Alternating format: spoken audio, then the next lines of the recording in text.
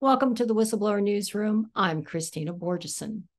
A growing number of children and young people are identifying as transgender. Some reports say as many as 9%.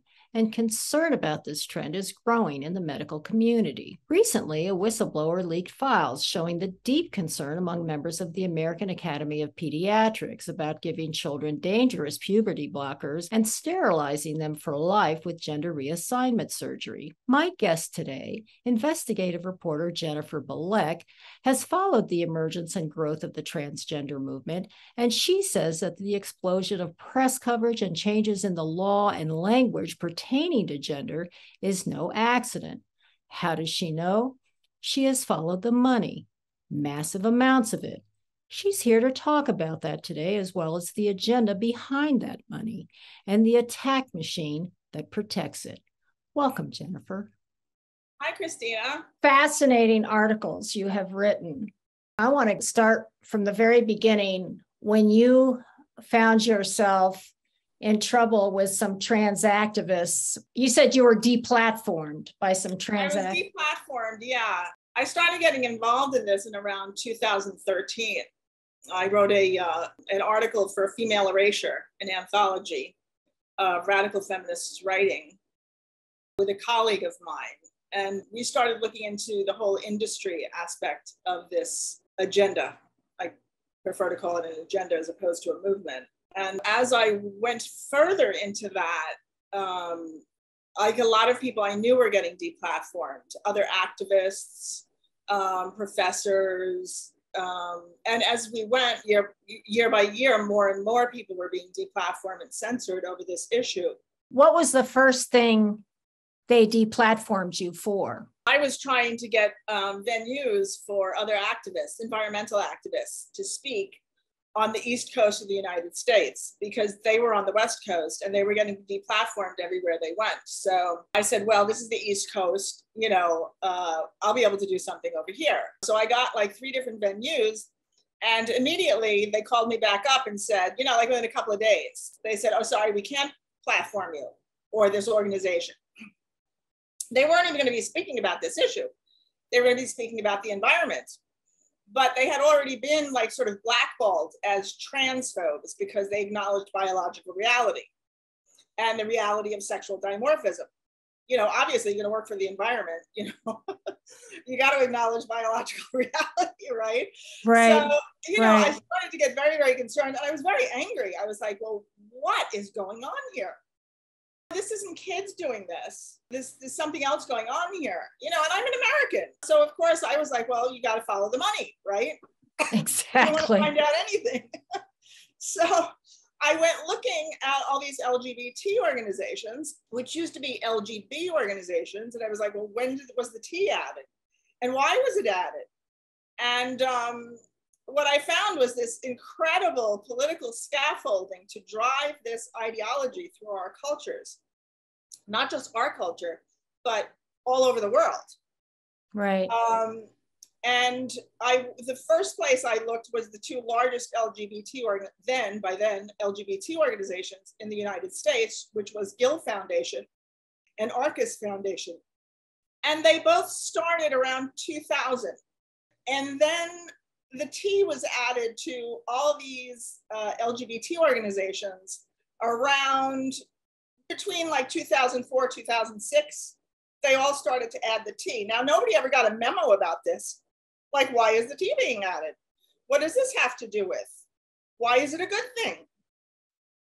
Nobody was notified, nor were they notified that our entire cultures were going to be overhauled for this T.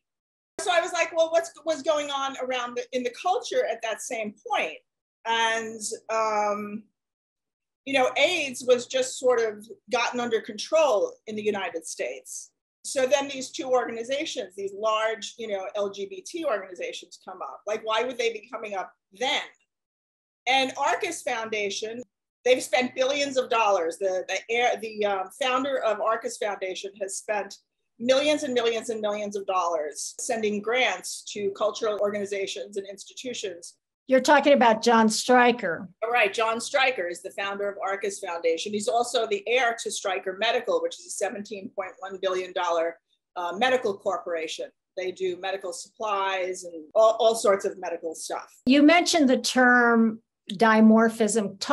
Explain to the audience what that is and how it's under attack. We have these terms that they're using, like gender and gender dysphoria and gender expressions. It's all gender. But gender really obscures the fact they're talking about sex. What's under attack is sex, reproductive sex. Like you have a male and a female, and that's it. They get together and we recreate the species. That's sexual dimorphism. All mammals are sexually dimorphic, right? But, you know, once they added the T to the LGB, this starts to become undermined. How? By driving an ideology that sex exists on a spectrum.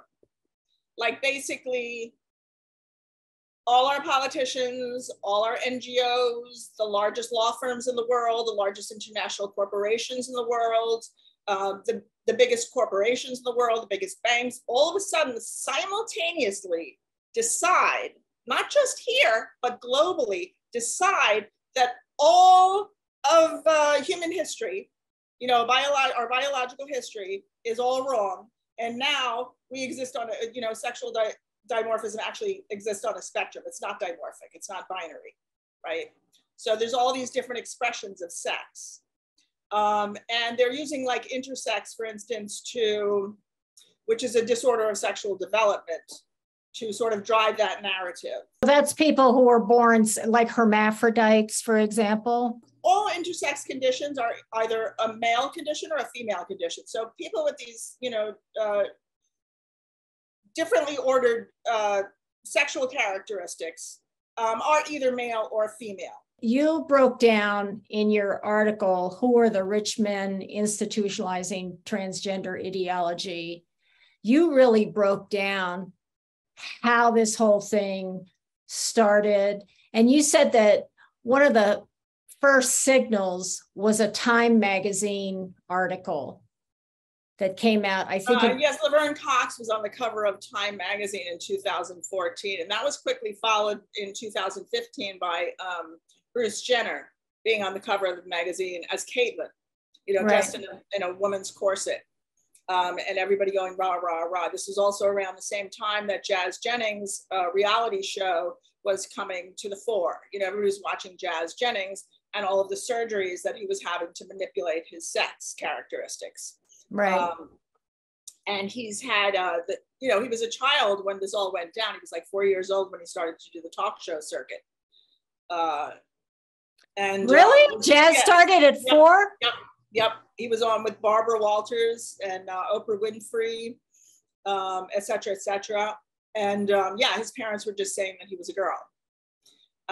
So, and the reality show is all about him having sex characteristic reassignment surgery, right? And having synthetic sex characteristics built for him. Synthetic being fake. They're manifested out of medical technology. It's gender reassignment surgery. That's what they call it, but that's really a euphemism. What's really happening to these children is macabre. It's really just insane. Just before this interview, I was just looking at the Daily Mail. One of the articles that had just been posted was this kid, Charlie Danger Lloyd, who his mom said since the age of 2, he wanted to be, I guess she wanted to be a boy. And at the Vancouver Pride Parade, they had a gender reveal party for, I guess he's now a him at 4 years old. They shot off a cannon, I guess, with blue smoke or something. And I thought, wow, oh, here it is right here. You know, it's just, you're constantly seeing it now. You're constantly, it's really being imbued in the public consciousness. And my question to you, before we get into, obviously, from what you write and all the details you give, there's huge money being put into this. Yes. But let's just first say that the portion of the population that actually is transgender is extremely small, right? It's zero. There are no transgender people. There are no gender people. Transgender is an ad campaign. It's selling drugs in surgeries. I understand that there might be a small population of people who do grow up being uncomfortable in the biological skin that they have were born with. But look, there are people that are uncomfortable with the way they look. They feel like they're really, really, really fat, and they're really actually skeletal. Those people have a condition called anorexia, and it is a body dysmorphia. You know, they can't really see what they really, really are, right? And we don't tell those people, you are actually, yes, you're fat, and yes, we'll provide liposuction for you. There's another cohort of people that have body integrity identity disorder, which they're people that feel like their limbs don't belong to them. It's usually a lower extremity, like a leg. So, and it's very, very intense. And they go to psychiatrists, and the psychiatrists can't help them. We don't cut off their limbs thus far. Right. And we don't have parades for them. We don't call them brave. We don't give them modeling agencies. We don't start makeup lines for them. Those people have body dysmorphia also, right? So yes, there are people that I'm sure have body dysphoria related to their genitalia, okay? But why are we carving them up? Why are we giving them drugs? And especially children. We've never heard of children before having this condition. This was started out as a fetish of adult men. Its professional name is autogynephilia. It's a paraphilia.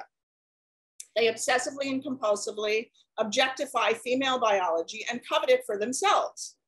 And this has morphed into an industry now because of the medical industrial complex, selling it to the people. We've never heard of children jumping off of bridges before because they want, committing suicide in droves because they wanted to be the opposite sex. We've never heard about these children. If doctors could have made bank on this years ago, a generation ago, we would have been doing it. We're doing it now because we have the technology and the pharmacology to make these adjustments, to make adjustments that look kind of sort of real on people's body, synthetic adjustments. Yeah. So now we want to open this market up, right? So you have to have a rebranding because an adult male fetish, that's a very hard sell, especially if you're going to market it to children. And the reason that they're marketing it to children is to sterilize them, because they're also, they want a consumer for assisted fertility, which is also a growing industry. Oh my God. Part of the reason why it's under the LGB banner is because lesbians and gay people are also going to need assisted fertility. And you find a lot of the same people investing in the gender clinics and marketing this concept as real, also investing in big fertility, like Jeff Bezos, for instance, he owns Amazon. He's invested $166 million in a hospital in Brooklyn that does gender surgeries. And he's also invested in a fertility, he's got a fertility platform on Amazon now, the first one. They're also selling hormones to young people on Amazon. Is that legal? Got me. I can't believe these operations are legal. They're cutting off young women's breasts. You've got 42,000 young women on GoFundMe campaigning to have money to have their breasts removed, to have double mastectomies on healthy young bodies. These are young women for anywhere from 12 years old to 20. They go to college, their insurance is going to pay for it. It's advertised on their social media platforms as progressive, as cool, as edgy, as expressive. But if they're not like gay people who seem to be born with this. Let's leave gay people out of this, because gay people have nothing to do with this, aside from the fact that they fall under the same marketing constituency as people that you're sterilizing because they can't have children on their own. Right. Two women can't make a baby. Two right. men can't make a baby. So you need assisted reproductive. technologies, right? Same as Right. these children that you're sterilizing now, and that you're convincing that they can change sex, and that to do this is like really cool. I mean, look at all your mainstream media is all promoting this as positive, as progressive, as cool. This all comes from the elites, from the top down. It's driven into the culture as cool, as progressive, as edgy. And kids are buying it. It's a marketing campaign. That's all it is. It's a marketing campaign. There are no gender people. There are only men, and there are only women, or boys and girls. That's it. The rest is corporate illusion. It's all corporate illusion. And they're driving it over the media, the tech, their tech media. So, and it's very, very advanced because we're all on our computers all the time now. So it's coming at us 24/7. Transgender, transgender, transgender. I mean, from 2014, when Laverne Cox was on the cover of Time magazine, it was like a drumbeat. You couldn't get away from it if you tried. And first the narrative was like, oh, these poor little children, they were born in the wrong bodies and their parents are so upset. And then so it quickly morphs over the years to now it's just gender expression. It's just expressing yourself, and it's cool. It's progressive. It's good. It's a positive lifestyle. Well, it's gone even beyond that, because now I was very surprised. I went to a hospital recently, and I was asked what pronoun I went by. Why would they, radically overhaul all these societies and the way that we operate related to our biology as a sexually dimorphic species? Why would they suddenly all at the same time flip that over and start rearranging our society, our language, our laws, the way that we think about each other, the way that we speak to each other? This concept of children born in wrong, but what the hell is that? You're born in a body. You're not born in a wrong body. People that are disabled aren't born in wrong bodies. They're born in a body that happens to not work the same way as other people's. It's all corporate illusion. What is the agenda? The agenda is first and foremost profiteering. What are they going to profit off of? There's a whole list of things. The way the corporatism works is that you have to continually open markets to grow, especially if you're large, like a large entity like Goldman Sachs or, any kind of big corporation. You have to open your markets continually in order to outsell the other person or the other corporation, right? So you have to constantly reinvent. So, LGB is a marketing constituency now. They are a consumer base. As with the added T, they're worth $3.7 trillion. Where did you get that figure? From Out Leadership, which is the business networking arm of the LGBT. So now it's like, hey, if you want our marketing constituency, if you want our consumer base to buy your products, you better support us, right? Including gender identity, okay? And if you don't, we will ruin you, basically. Financially, we will ruin you. You don't have an option to buy out. It's sort of like, if you don't have a cell phone or a car, you don't really have that option if you want to function within society. You don't have the option of buying out of tech, right? You don't have that option. This is the same way. You don't have the option. You are going to go along with these pronouns. You're going to go along with our ideology that we're instilling in corporate culture, or you're going to lose your job, or you're going to be deplatformed, or your book is not going to be published. Amazon has been deplatforming, censoring various books on this topic that critique the issue. Can you give the titles of the books? Can you talk about those books? Irreversible Damage by Abigail Shrier. She was deplatformed for a while, her book. I think it's back up now. The Transgender Industrial Complex was taken down. It was eventually put back up. Ryan Anderson, When Harry Became Sally, was removed entirely from Amazon. And there's been others, and comedians can't be funny around this issue. Dave Chappelle just got spanked. Actors and actresses, writers, you try to critique this in any way, shape, or form, you will be financially and socially ruined. That's not a human rights movement. Human rights movements don't function that way. They don't try to censor people. They want you to know what they're about because they want you on their side. They want to cultivate your acceptance. Human rights movements don't come from corporate culture. They're not driven down into the culture. They come up to fight against those entities, against corporate entities, and the damage that corporate entities are doing to their livelihoods, to their lives, to their planet, to their land base. This is how human rights, come up. They come up from the ground, not down from the top. This is not human rights. This is all corporatism, all profiteering, all of it. It's a lie. There are no transgender people. There are no gender people. It's bupkis. I would call people who have had that surgery, one side or the other. Why? You don't call people that have had nose job people, do you? Do you? You don't.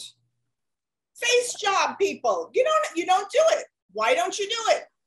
Because they're creating an illusion. It's like a hologram. People who have the transgender surgery, basically, I guess the men, they're castrated and whatever, somehow some kind of a nominal vagina is made out of what's left, and for girls that has nothing to do with no wait, okay? Let me finish. Let me finish. No, that is a cavity drilled into a body. I agree that it's not a real vagina. I agree. My only point to you is this. Your thinking is way beyond mine, because I was just thinking like the Leah Thomas thing that happened. Clearly, Leah Thomas is not a female.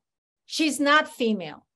He's not. No, he's a man. You could call him or her. Okay, let me just, because I'm just starting to wrap my mind around all the things that you have. That's why I brought you on. I mean, I was like, oh my God, a lot of this makes so much sense to me. But I was thinking, you could call Leah Thomas a transgender woman, but you can't call her ever a woman. She's not a woman.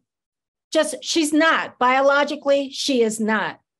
Just like any He's not transgender either. That's a corporate illusion. He's had surgery, maybe.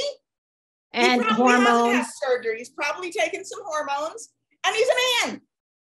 That's all. He's a man. He might have body dysphoria. He might have a fetish. He might have some, spiritual image of himself as like what he thinks a woman is. He could never know what a woman is because he's not in a woman's body. Yeah, he's not in a woman's body. That's different than men is our biology. That's the point that what my biology is. If I can't know what a dolphin is, because I can't know a dolphin's biology. Do you know what I mean? You can't know what my biology is. I get that he cannot be a woman because he doesn't have a woman's biology. He's trying to somehow, in a synthetic way, he's trying to synthesize a woman's biology, but he's not, he can never be a woman. I understand. I get where you're coming from, and I appreciate it, because it really gets me to thinking some of the other things that where we've gone to, which is calling people saying, well, I want to be called they. They have clinics now in California that are doing non-binary surgeries, okay? Where they drill a hole into a man, they invert his scrotum and put it inside this cavity, and they leave his penis intact. And this is called non-binary surgery for men that want to express their non-binary selves. This is insanity. And we are driving this into children's schools, that this is acceptable, that this is a healthy lifestyle. This is sick. That was one of the things I wanted to talk about, is how this ideology is being brought into schools. What exactly are they doing? They're teaching that boys and girls can choose with medical intervention to be boys and girls however they feel inside. They can, have their organs and their chemistry manipulated so that they look like the opposite sex, that they can be the opposite sex. This is what they're driving into grade schools. I don't even know how that can be legal. I mean, I can see how in a biology class in 8th grade or something, you talk about the reproductive system or something. I followed the money. The links are there. The proof is there. They're doing it. Talk about the Pritzkers. They're one of the richest families in America, and they've really set about driving this concept of synthetic sex identities as normal, healthy lifestyle. And they've done that with great big gobs of money sent to all kinds of institutions, medical institutions, universities across the United States, Canada, and Israel. They've funded legal organizations, and I'm talking like millions of dollars, millions and millions of dollars to do this, to get people to jump on board with this concept. Why are they so big on it? Well, because they're invested in the medical industrial complex, which serves to profit from not only the manipulation of people's sex characteristics, but once you break that bond between what we are, like our sex is what connects us to the biosphere. That's what makes it very, very different than other surgeries, like getting your nose done or your face done or getting, whatever. What makes this very different is that sex is what connects us to the biosphere. And this is the issue. This is what they're trying to break apart, to break our connection to the biosphere, because then the sky is the limit. Once you break that bond, then, you can manipulate the human being in whatever ways that you so choose, and the medical industrial complex is $10.7 trillion big. Just wrap your mind around that. That is, the United States medical industrial complex is bigger than the United States military industrial complex. Just wrap your mind around that. That's huge. This is a beast that needs to be fed. And they're constantly opening markets, opening markets, opening markets. We used to go to the doctor, to the general practitioner, and he or she would treat anything from a hangnail to cancer. If you had a baby, general practitioner. If you had a broken leg, the general practitioner. If you had leprosy, the general practitioner. The general practitioner took care of everything. Now we have a specialist for everything, right? You're going to this specialist, that specialist, and half of them don't even know what the other half is doing. They're all feeding you drugs. Give them this drug, give them that drug. I mean, Americans are on so many medications, it's insane. This is a beast that needs to be fed.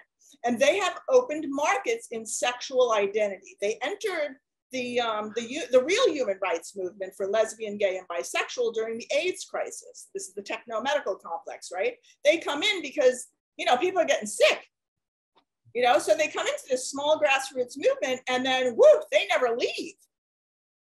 They never leave, and they're profiting off of this, these identities, these corporate identities, because lesbian, gays, and bisexuals really have turned into corporate identities.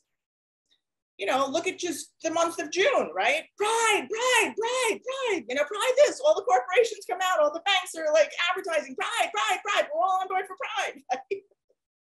It's all money. It's all about the money. Just follow the money. If you follow it to its logical conclusion, those who just remain male or natural male or female are going to be the anomalies. Part of this whole process is moving us, like I said, out of the biosphere, our attachment to the biosphere. If you look at the heads of our, the big thinkers and the rich men at the top of the technology and, conglomerates, they're all talking about a virtual reality, the singularity, Google, right, which funds the hell out of the gender industry. Yeah. Zuckerberg is talking about a metaverse. You got Yuval Harari, which is Klaus Schwab's right-hand man, talking about a virtual reality overlaid on the actual reality. This is how they're moving us away from the biosphere, and they have to break that connection, our connection to sex, in order to do that. We're not going to give that up willingly. So they have to, it's constant propaganda that we're not really a sexually dimorphic species. Go try milking a bull and talk to me about it then. I see that Soros is also a big funder of this. Well, there are myriad funders. I mean, I've sort of picked out a few key people, men, Yeah. mostly men, very, very wealthy men. Most of them gay, it seems like. Either gay or themselves. Jennifer Pritzker is a transgender woman, right? He's a man with synthetic sex characteristics. And he's done a lot to move this ideology forward, that we're not a sexually dimorphic species. He's funded a trans chair position up in Victoria, British Columbia, that constantly drives this issue. He's funded the Mark S. Bonham Sexuality Center up there, which also promotes the idea that we exist on a sexual spectrum. So anyway, so what they're doing is moving us away from the biosphere, and they want to colonize human reproductive sex and transfer it to the tech sector, which is why women are being erased in language and law right now. Could you give examples of that? Women have so many more hysterectomies than they used to have. How is that connected to this? That's reproductive, assisted reproduction. You know, it's technology taking over where we used to do the work. You know, technology sort of taking over. And cesarean section, same thing.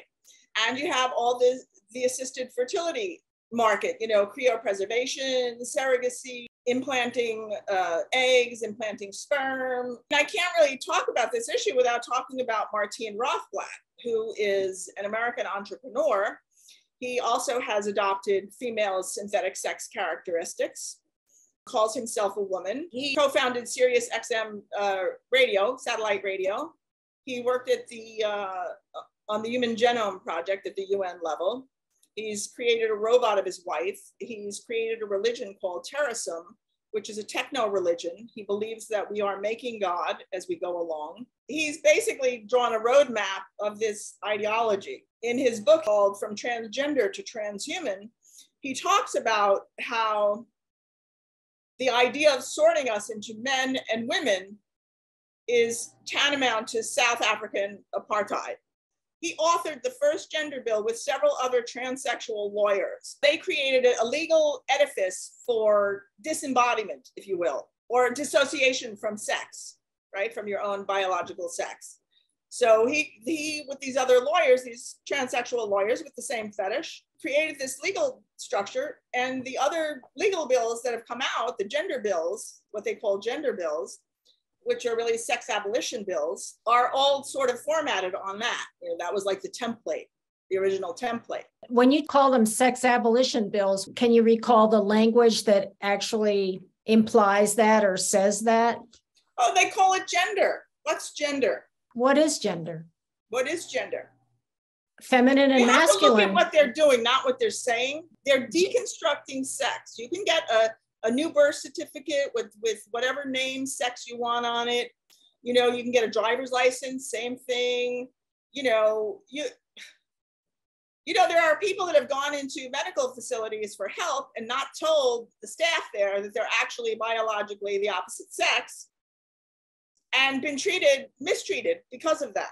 Our biology is like really important, and basically nature will win out eventually, but the harm that's being incurred in the meantime, it's just phenomenal. You mentioned in your article that with CRISPR, they might even be able to go much further. Martine Rothblatt, he's also written about the future of technological reproduction. He also has a xenotransplantation farm where he transplants animal organs into humans. Eventually, he believes that we'll be living in a virtual reality or uploaded into a computer.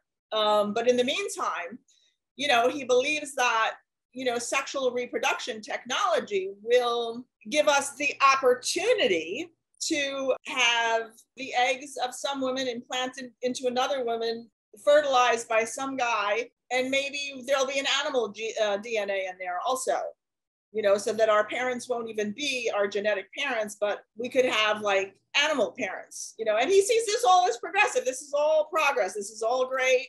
And this is where the technology, the reproductive technologies are going. People don't realize, because they're not really paying attention to it, how exponentially our technology has grown. And they want to utilize this technology. You've made this, you've created this, now you want to utilize it, right? So they've made all these like changes and developments in making synthetic sexes. Of course, you want to sell those and you want to market those. right? But who's going to buy then? You know, if you're a 50-year-old woman, you know, you're probably not going to buy, you know, a new, you know, a new sex, a synthetic sex, right? But if you're a kid, if you're marketing this and sending this ideology down into grade schools, so the kids are growing up with this idea that they can morph themselves to the opposite sex or no sex or some strange sex or, you know, whatever, they're buying it. Of course they're buying it. They don't realize how intense corporate marketing is, how absolutely vampiric it is. And it's all over their social media. These surgeons are marketing their wares on the kids' social media. What you just said about that Martine Rothblatt makes me wonder if the next market after the tearing humans away from the biosphere is going to be creating entirely new types of beings. Humans, yes. Not even human, like mixing humans with other. Well, there are all sorts of courses now, like college courses on transhumanism, posthumanism. There's all sorts of seminars on it. Most people aren't looking for it. They certainly, if they do, they're not connecting it to the gender issue. Do you know what I'm saying? Right. It's just like two different planets, but they're not two different planets. They're actually. Explain to the audience what transhumanism is. Transhumanism is basically, it's like upgrading yourself constantly with either chemicals or technology. And we sort of do that anyway now. Like we get to heart implants, you know, we have knee implants. I'm probably half transhuman myself. I've got a couple of knee implants. You know, we're constantly taking chemicals to alter ourselves. You know, college kids are taking all sorts of drugs to get themselves through their tests and blah, blah, blah. So it's sort of like upgrading yourself constantly as new technology and pharmacology comes about. It's an upgrade. Right? Yeah, Elon is working on those chips for the brain. The neural links. Yeah, absolutely. The breaking of the boundary of the sexes is really more of a grooming process, from what I can tell. Whereas how this is going to enter the culture more is through disabilities and healing the sick, like through Elon Musk's disc, Neuralink. Because those will be used for like depression, they can be used for Alzheimer's. They're making like these limbs that are practically bionic now for somebody who's lost a limb. They have arms that have artificial intelligence in them. So they sense, you know, what's, you know, the movement that it's supposed to be making, and they feed back to the arm. And it's just like, it's wild what they're doing. There's a difference between an arm and the sexual organs. And sex. Because yes. Sex roots us in the biosphere. Right. That's why it's different. And so that's why they're working on sex, because they want to remove us from the biosphere and basically move us more and more, you know, integrally into technology. We're already halfway there. We spend more time on our computers than we do with our families, for God's sakes. I mean, how warped is that? You do talk about this as leading to the disintegration of the family, too. Of course. Of the family. And, you know, posthumanism is really, and Yuval Harari talks a lot about this. Yeah, oh, yeah. There's a woman that does a course in New York University on posthumanism. She's really, really great. Her course is, you know, it's a little scary, but, you know, the people are talking about it, posthumanism, you know, like what happens when we have the ability to really change ourselves and make ourselves so that we're not even part of the same species that we are now. It almost sounds like, you know, in the ancient Sumerian texts, they talk about the Anunnaki or the gods that came down and started doing all this genetic experimentation. And all of a sudden I'm feeling like these elites are the Anunnaki or something. You know? I know this sounds crazy, but, you know, I follow the money, and money doesn't lie. Let me tell you what, you know, this is the stuff that people are investing in at the highest echelons of society, especially in the techno-medical field. And the banks are supporting them. The international banks, the conglomerates, you know, BlackRock, Vanguard, they're all driving this as well. Why are they doing this otherwise? I mean, can you think of another reason? One of the reasons why I found you and read your article was because there was so much media, so much constant coverage of transgender in particular. And Jazz, I actually watched that show. Okay. I love TV. I'll hang my eyeballs on virtually anything when I'm trying to relax. So I've watched Jazz, and I've watched her progress, or her progress, whatever. And this is not a happy individual, for sure. Even after all the reassignment and so on and so forth, this is a person with a very a young person with a very difficult existence.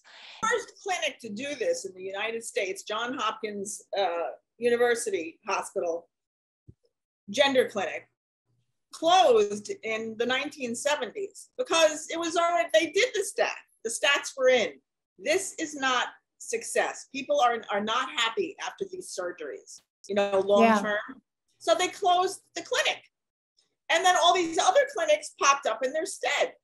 Now we have thousands of them all over the world. Last year, China opened their first gender clinic. China.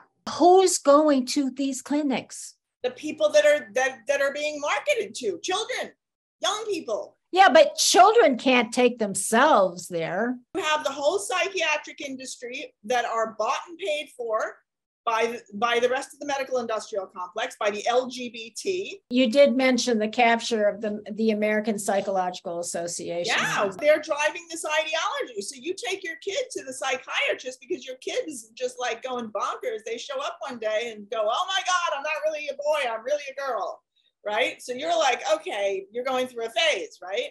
But then they keep doing it and they're like possessed. And you got to do something. So you take him to the psychiatrist, right? And the psychiatrist says, you're the one with the problem. Get with the program. Your child is really the opposite sex. And you take him to the doctor, you take him to the physician. The physician says, oh no, here's some hormones. You're the one with the problem. You take him to school, you go to school, you go, oh my God, this is what's happening. And it's like, well, yeah, we knew that because we helped transition him or her or whatever it is,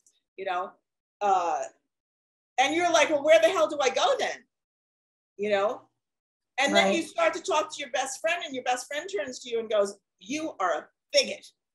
You're a horrible bigot, for not adjusting to this and believing in this. And it's like, holy crap, you got jobs, you got other kids, you got a family, you got a husband, what are you going to do? You're like all tripped out. Like, what in the hell am I going to do here? So it's a lot of pressure. There's so much money involved in this. I mean, that's why the pressure will follow. All these transgender organizations across the world too. We never had that before. That's happened in the past decade and a half, the past 15 years. Yeah. All these organizations have come up to depathologize this, to make it normal. Why would you want to make this normal? It's like making anorexia normal. You don't want to make anorexia normal. You don't want to normalize that. You don't want to sell it to kids as progressive and good and healthy, just another way to express yourself. It's madness. It's absolute madness. And it's a cult. It's a corporate cult. They are driving it through all of the media that we're all on 24/7. Transgender, transgender, transgender. You can't even stop doing it if you want to.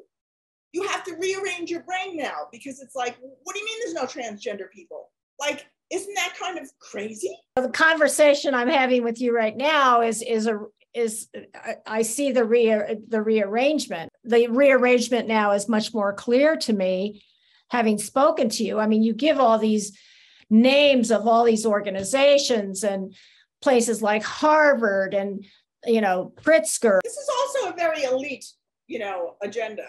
Not just is it coming from the top, but this is like, upper echelon children that are taking these identities on. You don't see Black youth taking this on, even though they're exponentially propagandized to, by the media. They're not taking it up because they have other issues to deal with, real life.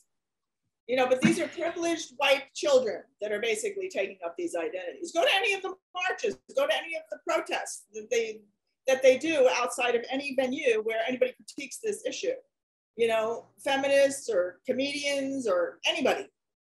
They show up, they're all like, they got white skin and pink hair. Well, I would Yeah, think it would be such a traumatic thing, really, to have your child go through this thing. The stories I could tell you. Tell me some stories.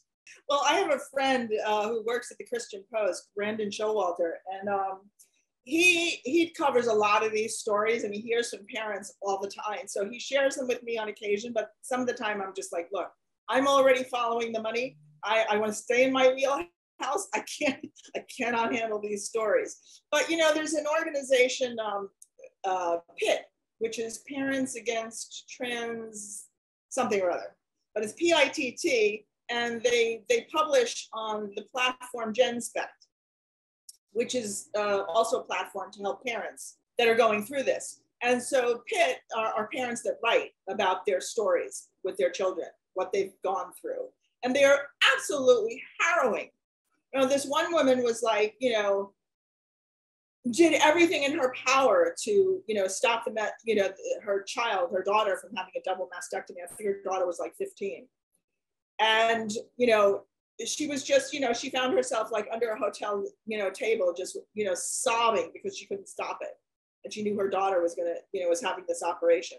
You know, you have other parents, you know, their daughters run off, they go across state and get their breasts taken off. Nobody will do it in the state that they're in. You know, they're getting cross-sex hormones and binders through the mail. It's wild. It's absolutely wild what's going on out there. It's just a free-for-all. You know, it's kids. I mean, what'll be interesting. You can be a boy or a girl if you want to be. I mean, they're in second grade. And they're all being so sexualized, you know, teaching them about masturbation and, you know, oral sex and anal sex. It's like, are you kidding me? These are things that you learn about as you grow into an adult.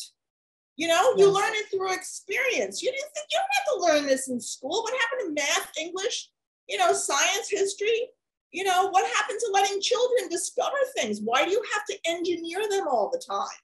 You know, program them, you know, because they're being programmed for, you know, a completely different reality than the ones that we grew up in.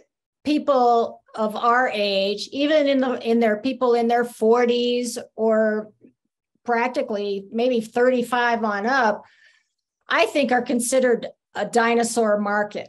Oh yeah, and so totally a dinosaur market. Absolutely. No, not worth marketing to them. It's all about the youth, capturing the youth. But any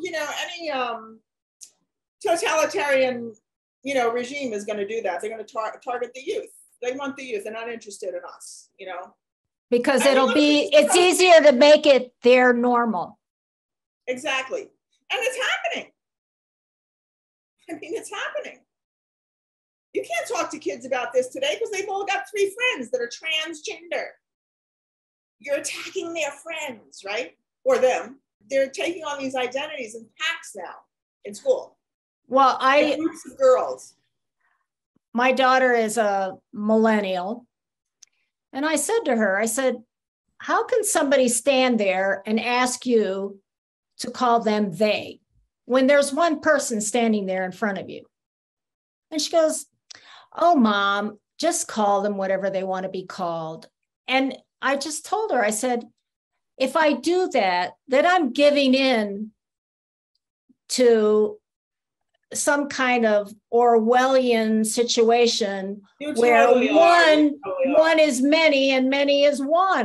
Because this is not about individuals. We do not live in separate bubbles. We live in communities, or that's what we hope, that we're living in communities, and there has to be rules and values and morals that adhere to everybody, and laws. You know, this is how communities function. We don't live in bubbles. You can't just, oh, I'm an adult now, I can do whatever I want. Well, no, there are certain things that you cannot do because it's not good for the community. And appropriating the body parts of the opposite sex is one of those things because it makes objects out of all of us. It makes Lego blocks out of us, out of our sex wholeness. It breaks us into parts. And it objectifies us. And it fetishizes human sex. Fetishes are compulsion, they're addiction, they're dissociative. They're not healthy sexuality. And this is what this is based on. And we're it's becoming our, like the pinnacle, the pinnacle of our expressed sexuality as societies, because we are so dissociated already from our natural community. We are part of the biosphere. We're supposed to be part of that. We couldn't even grow our own food or survive in a forest for a week. And we are animals. Try surviving without your phone for a week. Yeah. You can't live without their technologies. You cannot function in community without their technologies. The whole community concept is what is being destroyed. Our natural community, it's all being destroyed. Everything's being sliced and diced into ever smaller and more isolated units. And it's lonely. And that's how they've gotten us, because we're already lonely. We're trying to fill up with like the stuff that they're selling us. Do you know what I mean? But it's not real. It's not real life. We already live in a gorgeous living tapestry. It's amazing. I mean, nature is just, it's glorious. And, why do we have to improve that? To the point of taking us out of it. We're not improving it. No, we're not. It's not being improved. We're being divorced from it. And as a matter of fact, we're being told, this is the glorious path, path of digitization and tech and technological enhancement of the human body, because the human body by itself is not enough. And of course, now, this whole, even this pandemic, the invasion of the immune system, all these vaccines are, the natural immune system is being hijacked constantly. And now, now it's moving down into the sex organs, and it's in the bloodstream. Everything is being authoritarianism around it is absolutely terrifying. Yeah. Say the pronouns, or we'll ruin you. Take the vaccine, or we'll take your job away. I saw the New York City has passed a series of regulations on protecting the LGBT population. People can be fined up to several $100,000 if they willfully refuse to use the proper pronouns, or what. 200,000, last I heard. Yeah, they're having their kids taken away from them. Canada, Australia, they're having their parents are having their kids taken away from them. For what? For what? For the transgender train for your children, we're taking them out. What do you mean by that? You said like if your kid says, Canada, I can't really say his name because he's still involved in a court suit, but he's gone to court several times with his ex-wife now, because she's started to give their child puberty blockers, and moved him on to, I think, cross-sex hormones. Decided he was a girl, and the courts jumped on it, and he's not allowed to see his kid. He's still fighting it. And there's more. I mean, there's others, but like I said, I don't really get too involved in those stories, because I'm already doing you can only take so much negative information in, and process that and still remain a healthy person. So I really try to be very, very aware of taking in too much horror, and those stories are really they're so traumatizing. These parents that have lost their kids, and these children that have maimed themselves, never to be able to come out of that, lost their ability to have sexual function, sexual feeling, have a true happy relationship because they've completely screwed with their bodies. It's just so horrendous. And the state is backing this. They're promoting it. It's just ghastly. It's ghastly. Gender identity is basically brought into the law now. I mean, in Canada, here in the United States, gender identity is superseding sex as a category. So basically, if you identify, you don't even have to do anything, take hormones or puberty blockers or change your demeanor in any way whatsoever. You don't even have to change your clothes. All you have to do is say, hi, I'm a woman now. You can be housed in a women's prison, in a women's domestic violence shelter. You can be on a women's rape crisis hotline. You can do anything that a woman can do, except give birth. Yeah, but don't you think there's some cracks? There's starting to be some cracks in the system. I think the Leah Thompson. Oh man, they are happening fast and furious now. I know Leah Thomas, like her fellow female swimmers, were saying this is ridiculous because we're not competing against a female. Right. I mean, it's taken a really long time for anybody to speak up. I mean, the Olympians, Martina Navratilova and Sharon Davies and a couple of others, came forward pretty early on and have been there, but they're still investing in the narrative of transgender. Caitlyn Jenner was behind the women swimmers complaining about Leah Thomas. Right. While he's appropriating women's body parts, and calling himself a woman, that doesn't work for me. That doesn't make you a good guy. Do you know what I mean?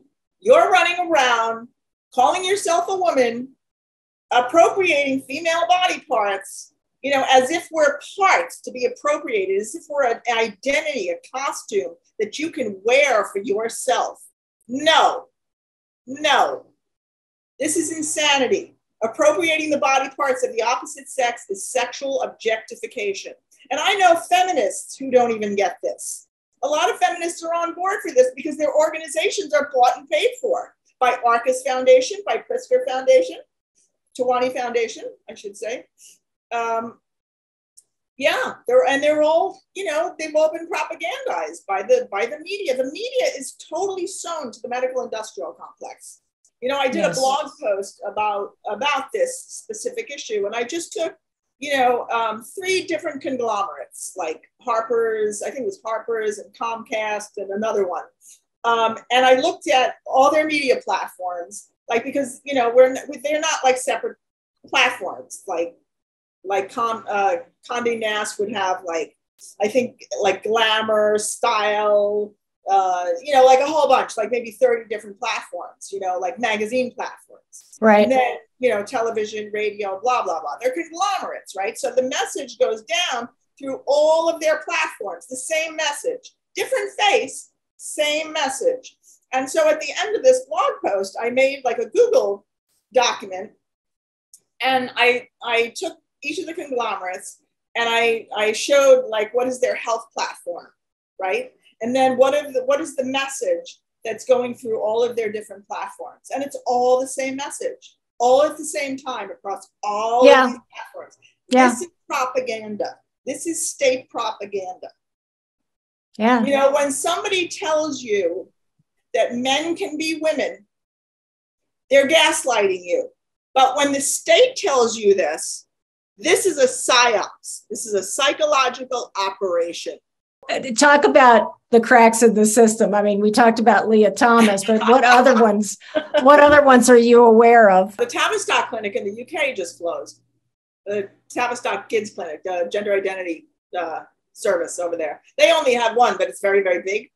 And they just shut it down because, they found that puberty blockers are, really, really, really, really harmful, which we knew all along. We've known this since in the 1970s, because these drugs were given to adults for adult men for late stage prostate cancer and for women with endometriosis. And for the very, very, very, very few people who had, very early puberty, children, right? But they were only on it for a very, very limited amount of time, these drugs, right? What harm do they cause? Oh, well, blood clots, cancer, brain swelling, fluid on the brain, strokes, vision problems, all sorts of, stuff, right? And you have Levine, is another man who's appropriated women's sex as if it's a costume for himself, because his feelings, well, what about our feelings? What about our reality? What about our sex reality? What about our sex humanity? What happens to that? Why are your feelings more important than my reality? Are there any movements that are have started or in progress? Well, you know, feminists, especially radical feminists over here in the United States, have been screaming, and also in the UK. I won't even say just the UK and America, but, you know, in Australia and Scotland and Ireland and France and Italy. I mean, they're all screaming about this, but nobody on the left will platform them. And they, unlike Americans, have not utilized the conservative media that would platform them. So like here, like I've written for The Federalist, I've written for First Things, I've written for more right-leaning publications, because they're the ones that will publish this information. I find it so interesting that, I mean, sexual identity and sex, it's such a primal thing that this would be a left-right issue. And I'm not sure it really is a left-right issue. This is something I don't understand myself, because our media is completely controlled by banks, big banking, and big pharma. Yeah, that's true. You know, our media, our mainstream media, right, left, middle, center, center left, center right, all of it, controlled by pharma and the big banks. You know, so the message is controlled. So why does it all come out of the left, right? Because it keeps us fighting left to right, right? And this is how they've gotten away with everything that they've gotten away with, right? Conquer and divide. Yeah. So I think there's really a lot of that going on, though I have yet to quite understand that, as well as I understand other aspects of this. Well, the divide and conquer is very clear. The narrative is this is a community that has been terribly victimized. And so everybody outside of that community is kind of on notice. Right, who addresses this issue, right? They do critique it, still uphold the premise of there being transgender people, when there are no transgender people. There are no gender people. There are people, men and women, who have surgeries and take drugs. That's all. You can do whatever you want to your body. It's not going to change your sex. They can dig up your bones 1,000 years from now, and you're still going to be male or woman, you know? So, but the right only goes so far in critiquing the issue. Transgender this, transgender that, transgender, transgender, transgender, transgender. You still hear it all out of the right, even as they're critiquing it. So they're actually solidifying the premise of there being a subset of humanity that is not male or female. And in Chile, I think it was just last year, they're starting to bring a law into fruition for people that are not male or female, not even human, for physically augmented humans, rights for physically augmented humans, for people that are not quite, like the rest of them. Why should their rights be any different from anybody else's? Well, why should Leah Thomas's rights be different than anybody else's? Because he says he's a woman? He's still male-bodied. What are you talking about? So what rights don't you have? You got all the rights in the world. You're a man, for God's sakes. And if this isn't proof that you could walk into a women's, professional swim meet, tell people that you're a woman and win the meet, and everybody's going to go, how brave. If that's not proof that you're a man, I don't know what is. Do you know what I mean? It's absolute insanity. I get worked up over this issue, as you can tell. I see that. Well, we've run out of time. I want to thank you. It was so fun. It was great. I thank you so much for coming on. I really appreciate it.